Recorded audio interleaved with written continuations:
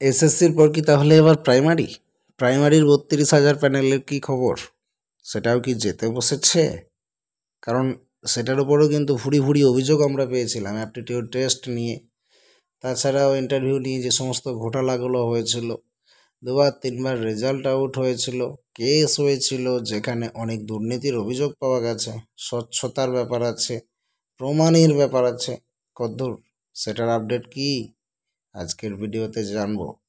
অবশ্যই মন দিয়ে থাকবেন শেষ পর্যন্ত, শুনবেন, পাশাপাশি শেয়ার করবেন, অন্যদেরকে শুনতে সাহায্য করবেন। তো চলুন আপনাদেরকে জানিয়ে দিই ৩২,০০০ প্রাইমারি কি আপডেট। ৩২,০০০ প্রাথমিক শিক্ষক মামলায় ডিভিশন বেঞ্চ কি রায় দিচ্ছে জানতে হবে, তাই না? তো চলুন স্ক্রিন থেকে দেখে নিন। ৩২,০০০ প্রাথমিক শিক্ষক নিয়োগ মামলায় কলকাতা হাইকোর্টের ডিভিশন বেঞ্চের অন্তর্বর্তীকালীন নির্দেশের দিকে তাকিয়েছিল পশ্চিমবঙ্গ। বিচারপতিদের সওয়াল জবাব এবং আইনজীবীদের যুক্তি যেগুলো ছিল সেগুলোর পর আদালত এই মামলার পরবর্তী শুনানির দিন কিন্তু ধার্য করে দিয়েছে। এই অর্ডারে চূড়ান্ত রায় কিন্তু নেই, যদিও নেই বেশ কিছু গুরুত্বপূর্ণ পর্যবেক্ষণ এবং নির্দেশ কিন্তু এই রায়েতেই উঠে এসেছে, যেটা মামলার ভবিষ্যৎ গতিপথ নির্ধারণ করতে পারে। আপনাদেরকে জানা দরকার সেই নির্দেশগুলোর মূল বিষয়বস্তু কি হতে পারে, তাই না?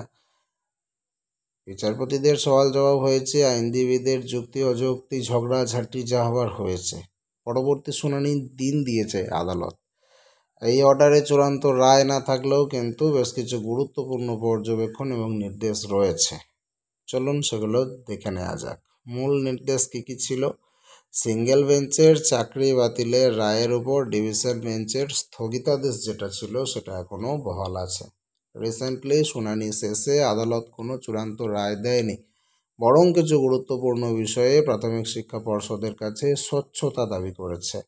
অর্ডার কপির সারসংক্ষেপ এবং সওয়াল জবাব অনুযায়ী আদালতের মূল নির্দেশ এবং পর্যবেক্ষণগুলো এরকম। অ্যাপটিটিউড টেস্টের প্রমাণের একটা ব্যাপার। আদালত জানতে চেয়েছে যে ২০১৬ সালের নিয়োগ প্রক্রিয়ায় অ্যাপটিটিউড টেস্ট ঠিক কীভাবে নেওয়া হয়েছিল। এই পরীক্ষার স্বচ্ছতা নিয়ে প্রশ্ন তুলে বিচারপতিরা পর্ষদের কাছে এর প্রমাণ দাখিল করার কথা বলেছেন। তৃতীয় পক্ষের ভূমিকা। ওএমআর সিট মূল্যায়ন এবং ফল প্রকাশের জন্য থার্ড পার্টি একটা সংস্থাকে দায়িত্ব দেওয়া হয়েছিল।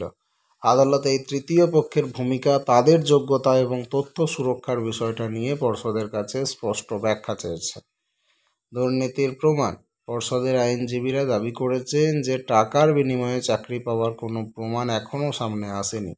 এর উত্তরে আদালত জানিয়েছে দুর্নীতির অভিযোগ প্রমাণ করার দায়িত্ব আবেদনকারীদের। একই সাথে সিবিআইকেও তাদের চার্জশিটে উল্লিখিত তথ্যের সপক্ষে নথি পেশ করার নির্দেশ দেওয়া হয়েছে।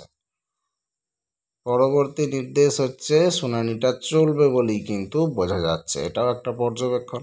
আদালত জানিয়েছে যে এই মামলার শুনানি এখনও চলবে। কোনো পক্ষকে চূড়ান্ত রায় না দিয়ে সব পক্ষের যুক্তি শোনার উপরই জোর দেওয়া হয়েছে। মোটামুটি কোনোরকম রায়দান না হলেও পরবর্তী শুনানির ডেট পাওয়া গেছে, আর এই পর্যবেক্ষণগুলো পাওয়া গেছে। এটা কিন্তু পরবর্তী মামলার গতি প্রকৃতি একটা অনুমান করা যায় এগুলোর মাধ্যমে। আর কেন এই প্রশ্নগুলো গুরুত্বপূর্ণ সেটাও জানিয়ে দেওয়া যায়। আদালতের এই প্রশ্নগুলো অত্যন্ত গুরুত্বপূর্ণ। এর মাধ্যমে ডিভিশন বেঞ্চ নিয়োগ প্রক্রিয়ার একেবারে গোড়ায় গিয়ে স্বচ্ছতার অভাব এবং সম্ভাব্য অনিয়মগুলো খতিয়ে দেখতে চাইছে। অ্যাপটিটিউড টেস্ট এবং ওএমআর মূল্যায়নের মতো বিষয়গুলো যদি নিয়ম মেনে না হয়ে থাকে, তবে পুরো নিয়োগ প্রক্রিয়ার আইনি বৈধতা নিয়েই প্রশ্ন উঠবে। পর্ষদ যদি এই বিষয়গুলোতে আদালতকে না করতে পারে, তবে চাকরিহারা শিক্ষকদের ভবিষ্যৎ অনিশ্চয়তার মধ্যে পড়ে যেতে পারে। মামলার বর্তমান স্থিতি আর পরবর্তী স্টেপ কি হতে পারে? আপাতত ৩২,০০০ শিক্ষকের চাকরি বাতিলের উপর স্থগিতাদেশ বজায় থাকছে। তার মানে তারা কাজ করতে পারবে, অর্থাৎ পরবর্তী নির্দেশ না আসা পর্যন্ত তারা এই কর্মরত থাকছেন। এই মামলার পরবর্তী শুনানি আগামী ১ জুলাই ২০২৫ তারিখে ধার্য করা হয়েছে। সেদিন পর্ষদ এবং অন্যান্য পক্ষগুলো আদালতের তোলা প্রশ্নগুলোর জবাব দেবে বলে আশা করা হচ্ছে।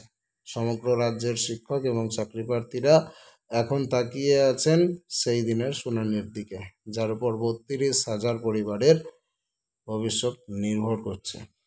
পরবর্তী শুনানির দিন কি হয় আপনাদেরকে অত কষ্ট করে চোখ রাখার দরকার নেই, আমি আপডেট পেলেই আপডেট জানিয়ে দেব। আপনারা শুধু স্মার্ট দুনিয়া চ্যানেলটিকে সাবস্ক্রাইব করে রাখুন।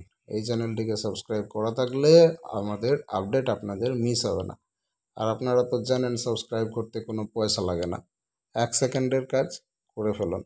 পরের ভিডিওতে দেখা হচ্ছে, প্রত্যেকেই ভালো থাকুন।